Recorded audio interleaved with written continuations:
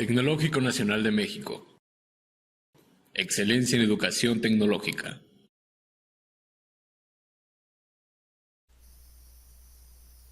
Cuando nos mencionan la palabra simulación, lo primero que creo que se nos viene a la mente es la idea de imitar o fingir.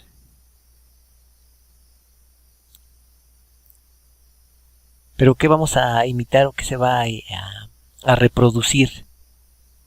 Pues una cierta realidad. En ese entendido, dentro de la simulación, vamos a ver interrelacionados varios conceptos. El primero, por supuesto, simulación. El segundo, sistema. El tercero, modelo, que todos estos, como lo mencioné hace un momento, se interrelacionan entre sí y lo que buscan es representar una cierta realidad o una determinada realidad.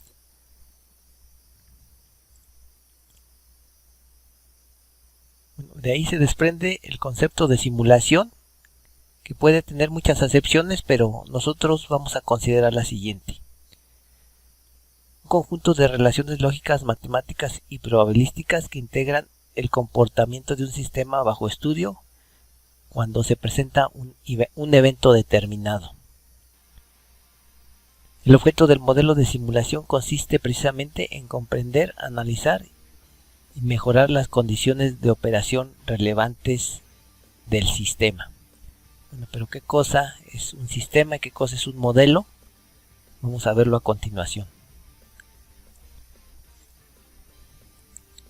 Bueno, antes de eso, veamos las aplicaciones de la simulación, que como ustedes se podrán imaginar son vastas. Por ejemplo, tiene aplicación en procesos de manufactura, procesos industriales, sistemas públicos, sistemas de transportes, en la construcción, también en el diseño, en la educación, en la capacitación y muchos otros más.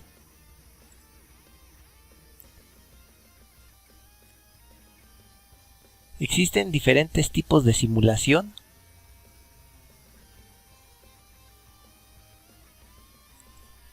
La simulación de identidad, que es cuando el modelo es una réplica exacta del sistema en estudio. Como ejemplo, aquí tenemos las empresas automotrices que realizan ensayos de choques de automóviles y para ello utilizan unidades reales. Algún otro ejemplo de simulación de identidad pudiera ser, por ejemplo, cuando se necesita conocer la resistencia o las propiedades de a lo mejor algún tipo de componente, por ejemplo en una máquina, en donde dicho componente se tiene que probar tal cual para probar o verificar esas ciertas condiciones o características. La simulación cuasi identidad dice que se utiliza una versión ligeramente simplificada del sistema real. Por ejemplo, los entrenamientos militares, que incluyen movilización de equipos y tropas, pero no se lleva a cabo una batalla real. A lo mejor aquí también en los simulacros pudiera ser un tipo de simulación cuasi identidad, cualquier tipo de simulacro. La simulación laboratorio. Se utilizan modelos bajo condiciones controladas de un laboratorio. Aquí, por ejemplo, ahora que está muy en boga el desarrollo de vacunas, pues para desarrollar esas vacunas, en un principio se tuvieron que establecer ciertas condiciones, las cuales aseguraran de una u otra manera los resultados que se esperaban con dichas vacunas o que se esperan con dichas vacunas. Bueno, otro agrupamiento u otra forma de de diferenciar o de agrupar a la simulación. Aquí se me mueve muy feo, a ver. Es juego operacional. Dice que personas compiten entre ellas, forman parte del modelo, la otra consiste en computadoras, maquinaria, etc. En el caso de una simulación de negocios donde las computadoras se limitan a recolectar la información generada por cada participante y a presentarla en forma ordenada a cada uno de ellos. Entonces, básicamente en este tipo de simulación, las computadoras u ordenadores muestran los resultados de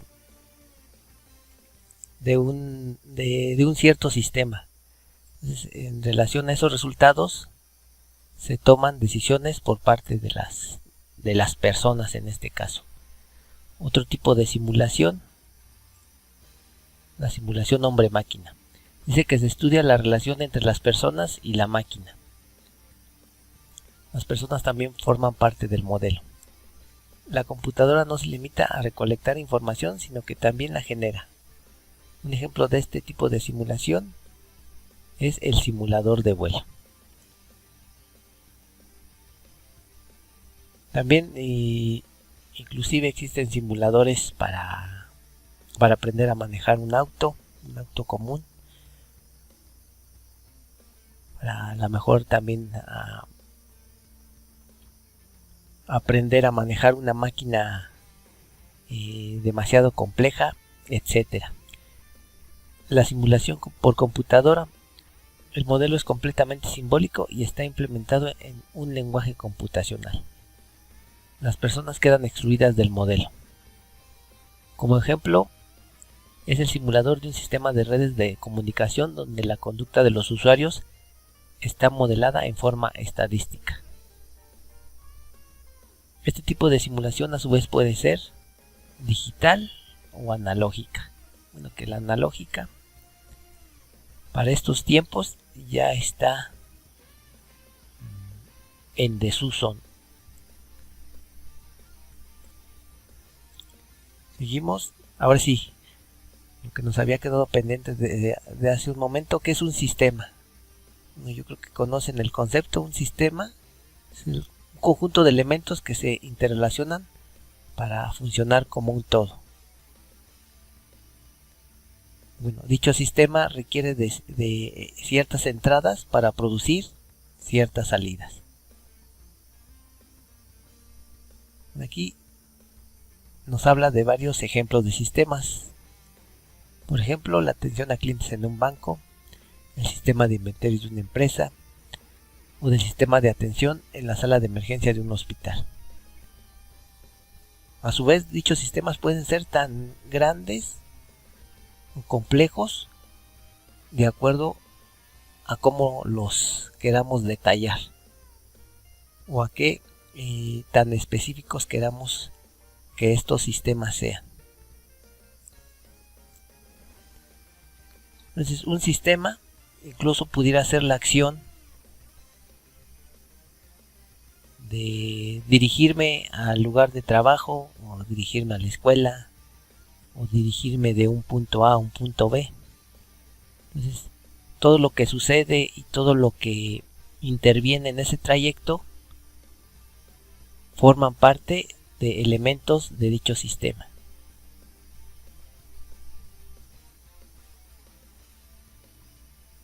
Otro ejemplo de sistema, a lo mejor si tenemos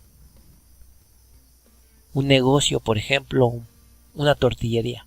La tortillería puede considerarse un sistema. ¿Qué elementos se interrelacionan en ese sistema? Pues las personas que llegan a comprar, la máquina, las personas que despachan, los insumos que se requieren para la elaboración de las tortillas, materiales, el papel para envolver las tortillas, etcétera. Bueno, dicho sistema, como les mencioné hace un momento, lo podemos hacer tan detallado y tan específico como nosotros queramos. claro que entre más detallado o más específicos queramos ser,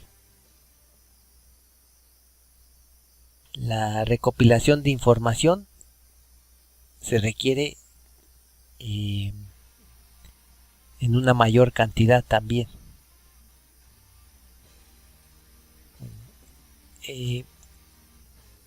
Ahora, ¿qué es un modelo? Un modelo son los supuestos que se realizan sobre el funcionamiento del sistema. Estos supuestos normalmente se expresan mediante relaciones matemáticas o relaciones lógicas. Entonces, el modelo se utiliza para comprender y prever el comportamiento del sistema real.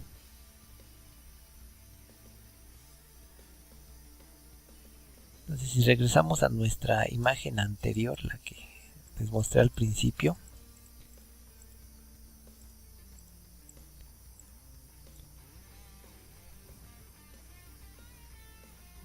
vamos a pensar en el mismo ejemplo de la tortillería que habíamos mencionado hace un momento.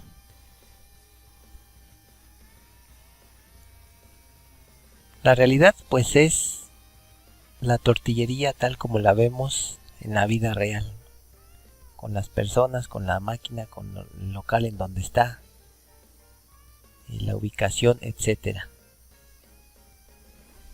El sistema, ¿qué sería? Pues lo que también hace un momento mencionamos, las máquinas que son necesarias para la realización de las tortillas, las personas que involucran dicho proceso, los insumos, la masa, el maíz, la cal, el gas que se necesita para calentar las tortillas, etcétera.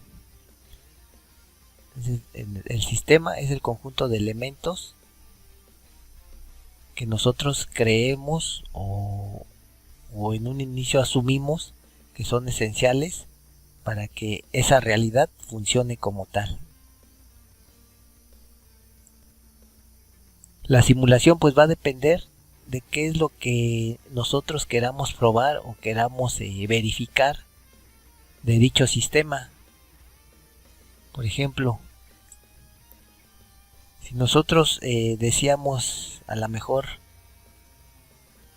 en algún momento predecir la cantidad de insumos que necesitamos comprar para un mes siguiente, o a lo mejor también determinar las ventas que vamos a tener el mes siguiente, en relación a ese objetivo vamos a realizar la simulación. Entonces tomamos los elementos que tenemos del sistema, creamos un modelo que ya vimos cómo puede ser. Bueno, dicho modelo, si bien es cierto que no es fiel totalmente a la realidad, sí trata de ser lo más cercano posible a dicha realidad. Al final, una vez realizada la simulación, podremos determinar, por ejemplo, qué es lo que sucede o qué es lo que sucedería con las ventas del mes siguiente, o las ventas después de 2 meses, de 3 meses, o las ventas después de 1 año, de 2 años, etcétera. Bueno, eso en relación a las ventas. Y a nosotros nos interesa, como también mencioné hace un momento, las compras que se van a realizar, también lo pudiéramos obtener. Entonces, para realizar una simulación es muy importante saber qué esperamos de dicha simulación, qué esperamos verificar, qué esperamos probar. Y bueno, ya una vez realizada la simulación, y si es que los datos de dicha realidad fueron tomados de manera adecuada, los resultados de dicha simulación nos permitirán tomar mejores decisiones, y en un cierto momento pues predecir lo que va a suceder en un futuro determinado.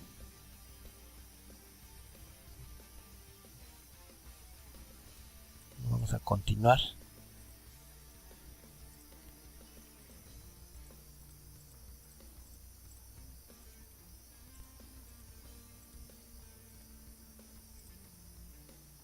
Bueno, dice que un modelo debe de ser fácil de entender, dirigido a metas objetivos, sensato, fácil de manipular y controlar por parte del usuario, completo, adaptable y evolutivo. Bueno, al igual que con los sistemas,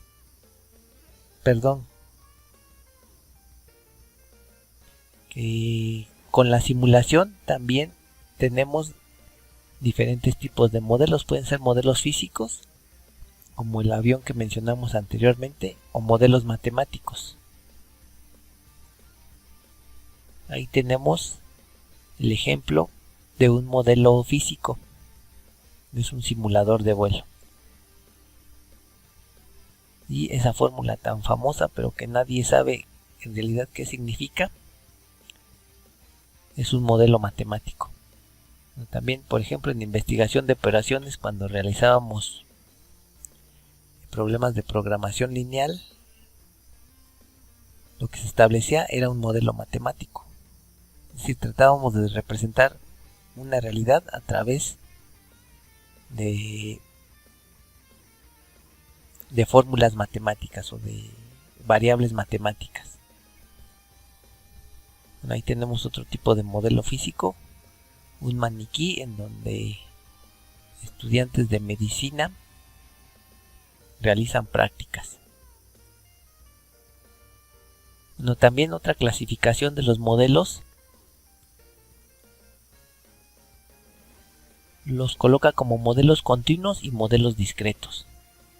Los modelos continuos son aquellos que utilizan variables continuas, es decir, variables que solo pueden representarse bien mediante números enteros o bien mediante números fraccionarios. Y los modelos discretos, que solamente pueden ser representados por medio de variables discretas, es decir, solamente números enteros. Ahí, por ejemplo, nos habla de, si hablamos de personas, por ejemplo, no podemos decir 1.5 personas o 1.2 personas. Pero en el caso de los modelos continuos sí podemos, por ejemplo, decir 1.2 grados centígrados o 1.5 litros de gasolina. Bueno, a eso se refieren los modelos continuos y discretos, que a su vez se relacionan o tienen que ver mucho con las variables. Bueno, vamos a ver los elementos del modelo y en específico los puntos que vamos a ver a continuación son los que ustedes desarrollarán en su actividad número 1 en el punto 2. Entonces, regresamos al ejemplo de la tortillería. Dice que una entidad es la representación de los flujos de entrada y salida en un sistema. En pocas palabras, es lo que se mueve dentro del sistema. Es decir, si nuestro sistema es la tortillería, ¿qué cosas, qué elementos se mueven dentro de ese sistema? A lo mejor pudieran ser las personas que llegan a comprar tortillas, la masa que llega como tal y después sale como tortilla de dicha tortillería. A lo mejor también la energía que llega, ya sea el gas que se utiliza o la energía eléctrica, que también llega y se transforma en calor. Entonces, entidades es lo que se mueve dentro de un sistema. Ahí tenemos el ejemplo de es una grúa.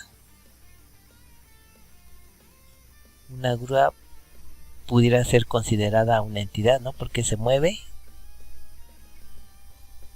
o mueve cosas dentro del sistema. Bueno, Aquí se está moviendo esta parte, entonces esa parte también pudiera ser considerada una entidad. Ahora sí, un evento, ¿qué es un evento? Es un cambio en el estado actual del sistema. Cualquier cambio que suceda en el sistema es un evento. Otra vez regresando al ejemplo de la tortillería, un evento pudiera ser la hora en que se abre la tortillería.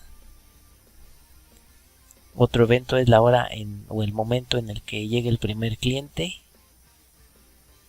Otro evento pudiera ser el momento en que termina la operación de la máquina. Y otro evento pudiera ser el cierre de la tortillería al final del día. Dice aquí, por ejemplo, imagine que cierta pieza entra en una máquina para que se realice un proceso. El evento actual sería precisamente que la entidad llamada pieza se encuentra en la máquina. Un evento futuro, es decir, el cambio en el sistema, podría ser el momento en que la máquina concluirá su trabajo con la pieza y ésta seguirá su camino hacia el siguiente proceso lógico. Entonces, ahí tenemos esa representación. Bueno, aquí si hablamos de piezas, pues la pieza como tal será la entidad. El evento pues será los cambios o los movimientos que se llevan a cabo en dichas piezas. A lo mejor aquí se realiza una cierta acción sobre la pieza, pero ya acá en esta otra estación ya la pieza requiere otra acción distinta. Entonces ahí tenemos un evento acá y otro evento por acá. Ahora, los parámetros. Dice que los parámetros son atributos que se fijaron durante el diseño del sistema, ya sea por el diseñador o por la naturaleza. Por ejemplo, la cilindrada del motor, la aceleración de la gravedad, etc. Entonces, hablando otra vez del ejemplo de la tortillería, parámetros los pudiéramos aplicar a la máquina, ¿no? A lo mejor habrá ciertos momentos del día en donde por la afluencia de clientes la máquina tendrá que trabajar más rápido. Entonces allí a la máquina le tendremos que incrementar la velocidad. Y habrá otros ciertos momentos en que o bien la máquina pare o disminuya esa velocidad de producción en las tortillas. Entonces, parámetros son atributos. Atributos que generalmente están asociados a niveles. Ahí tenemos el ejemplo del motor. Las localizaciones son los lugares en donde la pieza se detiene, o mejor dicho, aquí tendré que decir donde la entidad se detiene para ser transformada o esperar hacerlo. Entonces, locaciones o localizaciones, también se les menciona de esa forma, son lugares físicos, lugares o ubicaciones físicas. La tortillería como tal pudiera ser la misma máquina, porque dicha máquina pues está fija en un solo lugar, ¿no? O incluso todo el local pudiera ser considerada una localización. Otra localización dentro de ese sistema pudiera ser la mesa o el lugar donde se despachan las tortillas. Otra ubicación pudiera ser el lugar donde está el molino para moler el maíz. Entonces, localizaciones o locaciones son ubicaciones físicas. Es decir, esas ubicaciones están siempre fijas dentro del sistema. Los recursos son dispositivos o máquinas, para que se entienda mejor, que ayudan a llevar a cabo una operación en una entidad. Entonces, si ya habíamos dicho que la entidad era la masa o las personas que llegaban a comprar tortillas, ¿qué dispositivos o qué máquinas o qué herramientas ejercen acción sobre esa entidad? Pues pudiera ser A lo mejor ese mismo molino que muele maíz pudiera ser la misma máquina y todas sus distintas estaciones con las que cuenta para realizar las tortillas.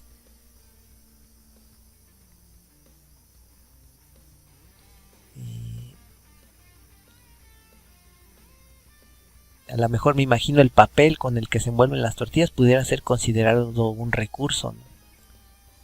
Porque ejerce, o bueno, ayuda, o es necesario para que las tortillas, es decir, la entidad, se mueva dentro del sistema. En este caso, pues ya le dará salida al sistema.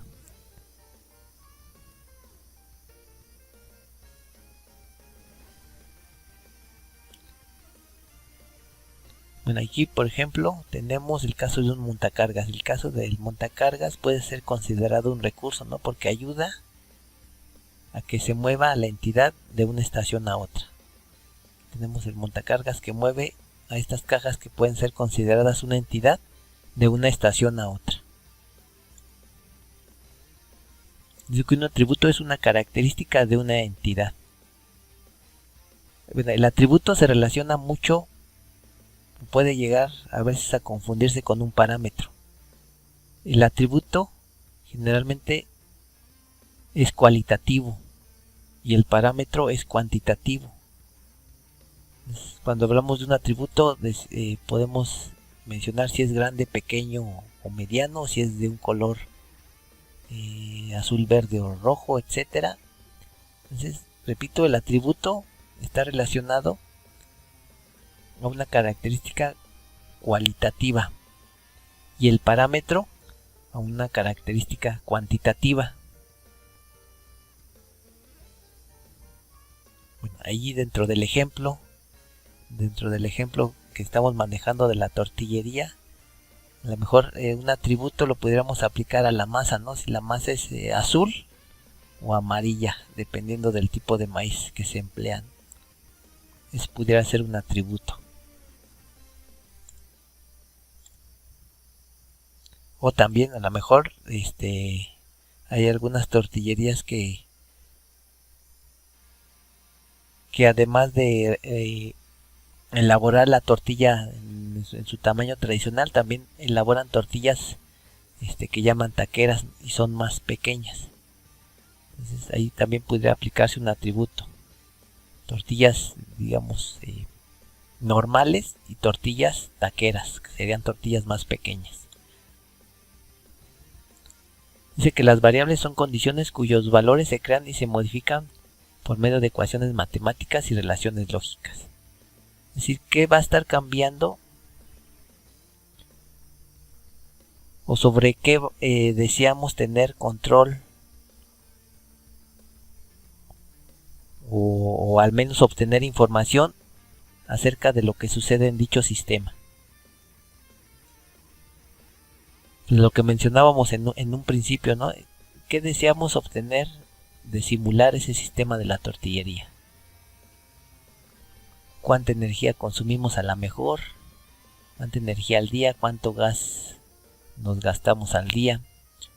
¿Cuánto se vende al día? ¿Y cuánto vendemos por hora a la mejor? ¿O cuánto vendemos, no sé, de 2 a 3 de la tarde? ¿O cuánta energía en específico gastamos de las 2 a las 3 de la tarde también? O, por ejemplo, cuánta masa requerimos los días lunes, etcétera. Entonces, toda esa información,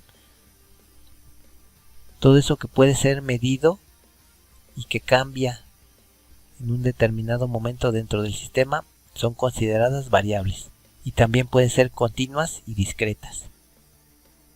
Continuas, habíamos dicho que pueden representarse por medio de números fraccionarios o decimales, o incluso enteros también, y variables discretas que solamente admiten ser representadas mediante números enteros. Bueno, ahí tenemos. Hasta ese punto 7, ustedes considerarían el realizar el punto 2 de la actividad número 1. Ya a partir de este punto 8 ya es opcional.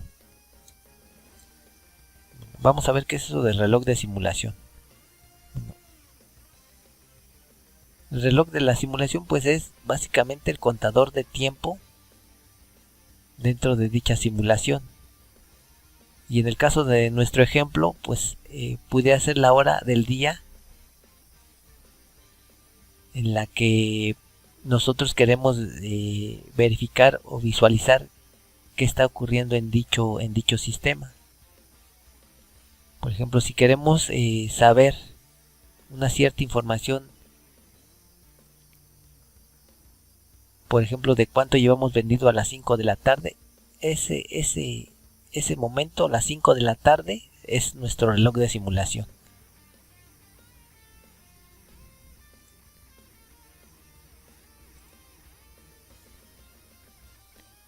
El estado del sistema es precisamente como una fotografía que tomamos en un determinado momento sobre qué es lo que está pasando en ese sistema. Otra vez regresamos al ejemplo de la tortillería. Nosotros queremos saber el estado del sistema a las 5 de la tarde. Bueno, el estado del sistema a las 5 de la tarde pues nos puede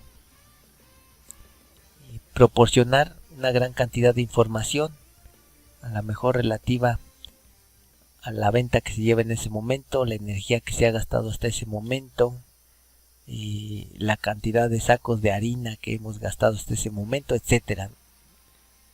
Entonces, como nos lo menciona ahí, es una fotografía de lo que está pasando en el sistema en ese determinado momento. Y se relaciona mucho con el reloj de simulación, si ustedes lo notan. Una réplica o corrida de simulación. Es decir, cuando ya tenemos el modelo, podemos ejecutarlo n cantidad de veces. Esa n cantidad de veces que lo podemos estar repitiendo, precisamente lo llamamos réplica o corrida. Entonces ahí en el ejemplo de la tortillería, una réplica pudiera ser lo que sucede en un día. 2 réplicas lo que sucede en 2 días. Y así sucesivamente.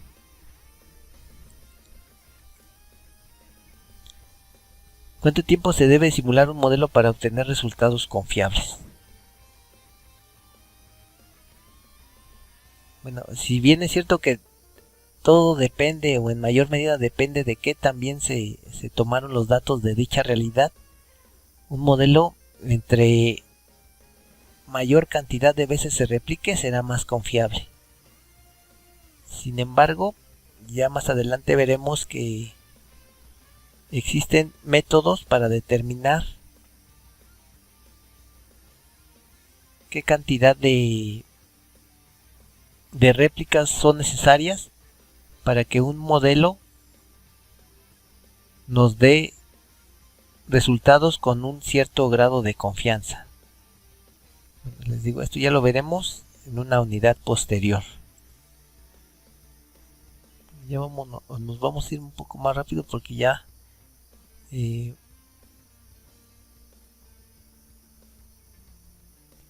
llevamos algo de tiempo, y creo que lo más importante ya lo platicamos. Bueno, aquí en este ejemplo, este es un ejemplo de ProModel, el software que vamos a estar utilizando. Y bueno, aquí si ven la representación de la realidad, se realiza a través de un modelo el cual usa iconografía para representar, en este caso, las locaciones y las entidades, los recursos, etcétera. Entonces ahí en este modelo vemos lo siguiente. ¿Qué es el sistema? Pues es el conformado por el conjunto de elementos interrelacionados para el funcionamiento del proceso. Las piezas, el almacén, el operario, el torno, es decir, todo lo que aparece ahí en la imagen. Las entidades Dice que solamente tenemos una entidad, las piezas que representan los flujos de entrada al sistema del problema bajo análisis. Es decir, acá habrá una pieza que es esta que se ve aquí, que llega al almacén, pasa aquí por el operario, la lleva al torno y una vez que es procesada en el torno, sale del sistema. Bueno, estado del sistema, podemos observar que cuando llevamos 1 hora 10 minutos de simulación, bueno, aquí no se alcanza a ver, pero es aquí tendría que decir que verse 1 hora 10 minutos. Ese es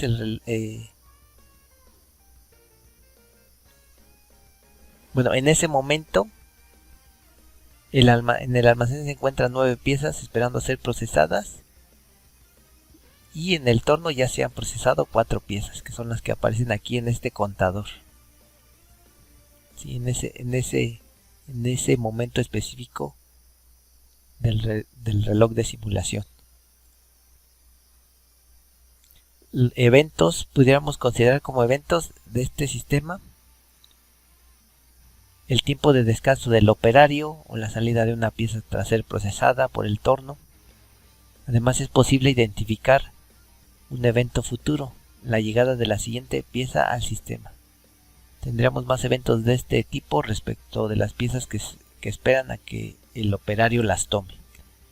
Las locaciones, tenemos el almacén al que deberán de llegar las piezas y en el que esperarán a ser procesadas, así como el torno donde esto ocurrirá. Entonces, locaciones, recuerden, son ubicaciones físicas y que no se mueven en el sistema. Recursos son las herramientas o máquinas o dispositivos que ayudan o que ejercen acción sobre la entidad o que mueven dicha entidad.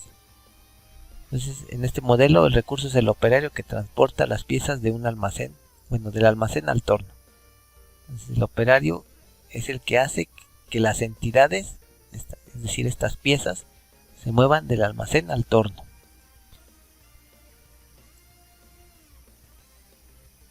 Atributos, dice que aunque no se menciona en el ejemplo, las piezas pueden ser de 3 tamaños diferentes. Es un atributo llamado tamaño, pudiera agregarse la información de cada pieza que llega al sistema para más adelante seleccionar el tipo de operación que deberá realizarse y el tiempo necesario para llevarla a cabo de acuerdo con dicho atributo. Entonces, aquí, por ejemplo, si hablamos de piezas grandes, medianas y pequeñas, y eso lo programamos dentro del modelo, le pudiéramos especificar que con las piezas grandes el operario se tarde más tiempo en llevarlas que con las piezas medianas, y también incluso menor tiempo con las piezas más pequeñas. Entonces, el operario tardará en llevar más tiempo las piezas grandes en relación a las piezas medianas y a las piezas pequeñas también.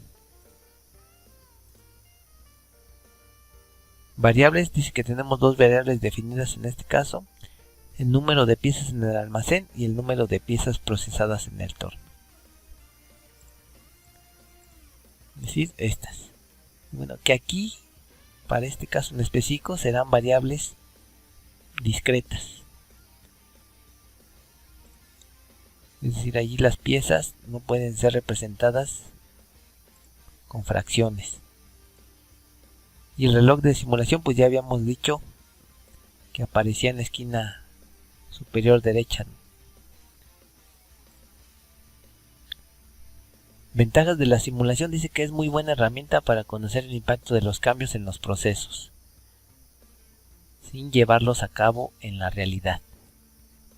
Mejor el conocimiento del proceso actual, ya que permite que el analista vea cómo se comporta el modelo generado bajo diferentes escenarios. Puede utilizarse como medio de capacitación para la toma de decisiones. Es más económico realizar un estudio de simulación que hacer muchos cambios en los procesos reales. Bueno, esto depende del sistema. o dependiendo del sistema. Permite probar varios escenarios en busca de las mejores condiciones de trabajo de los procesos que se simulan. En problemas de gran complejidad, la simulación permite generar una buena solución. En la actualidad, los paquetes de software para simulación tienden a ser más sencillos, lo que facilita su aplicación. Gracias a las herramientas de animación de dichos paquetes, es posible ver cómo se comportará un proceso una vez que sea mejorado. Pero también tenemos desventajas de la simulación. Aunque muchos paquetes de software permiten obtener el mejor escenario a partir de una combinación de variables o de variaciones posibles, la simulación no es una herramienta de optimización. Entonces aquí, en este punto hay que tener mucho cuidado. La simulación no les va a decir qué hacer. No les va a decir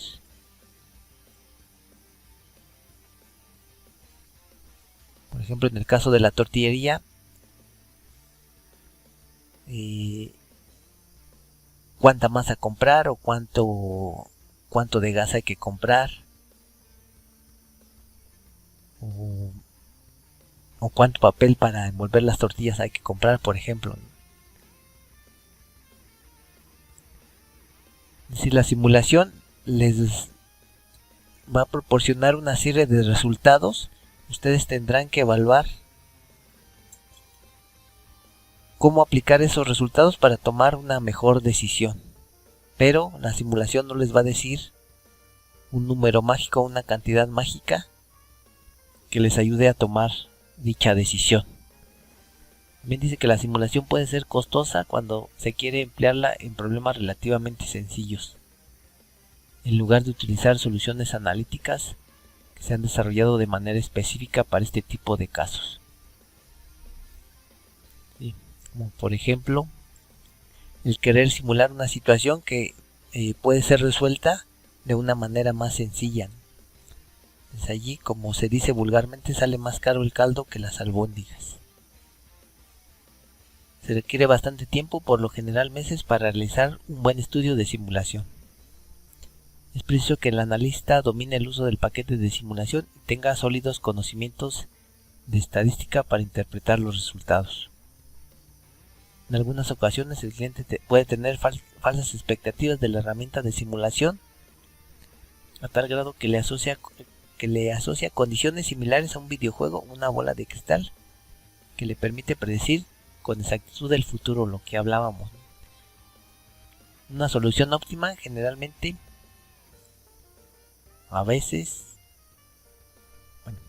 una solución óptima en realidad no es la mejor solución. O al menos eso sucede en la mayoría de las veces. Elementos clave para garantizar el éxito de un modelo de simulación: tamaño insuficiente de corrida. Si no tomamos una cantidad considerable de datos, variables de respuestas mal definidas, cuando tomamos en cuenta variables que en realidad no son importantes, o despreciamos variables que sí pudiesen llegar a ser importantes. Errores al establecer relaciones entre las variables aleatorias.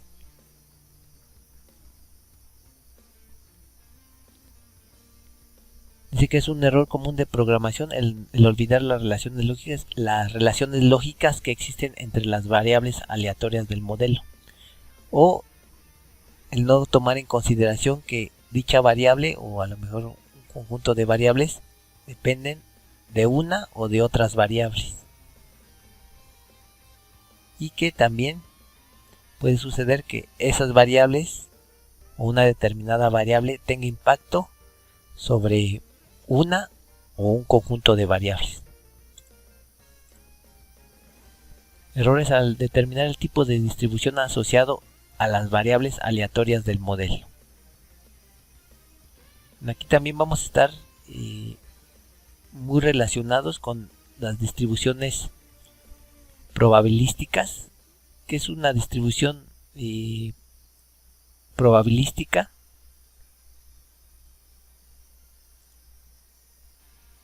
Ahí tenemos una distribución, una campana relativa a la a la distribución chi cuadrada. Bueno, ¿qué nos está representando o qué nos representa una distribución determinada? Pues nos está representando o resumiendo una gran cantidad de datos en 1, 2 o hasta 3 parámetros a lo mucho. Por ejemplo, cuando hablamos de la distribución normal, y vamos a pensar que esa distribución normal representa la edad de los alumnos en el Tecnológico de Toluca. Entonces, la edad de los alumnos en el Tecnológico de Toluca pudiera ser representada mediante una distribución normal. ¿Y qué parámetros tiene la distribución normal? Pues una media y una desviación estándar. Entonces, con esos dos únicos parámetros, con una media y con una desviación estándar, estaríamos resumiendo las estaturas de una gran cantidad de alumnos en el Tecnológico de Toluca. Esas distribuciones las debemos de tener muy presentes porque es un concepto que estaremos utilizando a lo largo de todo el curso. Bien, falta de un análisis estadístico de los resultados, es otro de los errores.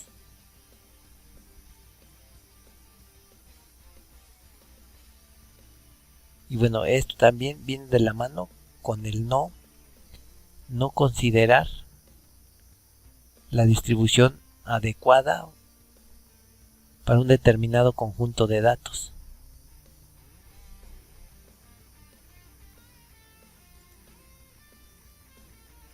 Uso incorrecto de la información obtenida porque se recolecta mal o se analiza mal, o bien se gestiona mal o se procesa mal. Falta o exceso de detalle en el modelo, lo que habíamos dicho, el considerar variables que no son importantes o el de despreciar variables que en realidad sí son importantes. Fases de un estudio de simulación. Bueno, esto que ya no apareció aquí, bueno, aquí está. Nosotros lo estaremos desarrollando a lo largo del curso. En específico, la siguiente unidad, bueno, en la siguiente actividad y en actividades sucesivas estaremos desarrollando cada uno de estos pasos. Entonces, por el momento solo mencionamos eso. Y bueno, viene esta actividad. Diga qué problemas pueden ser estudiados mediante el uso de modelos de simulación. Aquí simplemente vamos a decir que si es medible, es simulable. Y actualmente muy pocas situaciones no son medibles, o al menos no se han intentado medir, o no conocemos que se pudieran medir. Entonces, de acuerdo a eso, dejo a su consideración el decidir si esos casos son medibles o no. Y bueno, si son medibles, entonces serán simulables. Si no son medibles, no son simulables.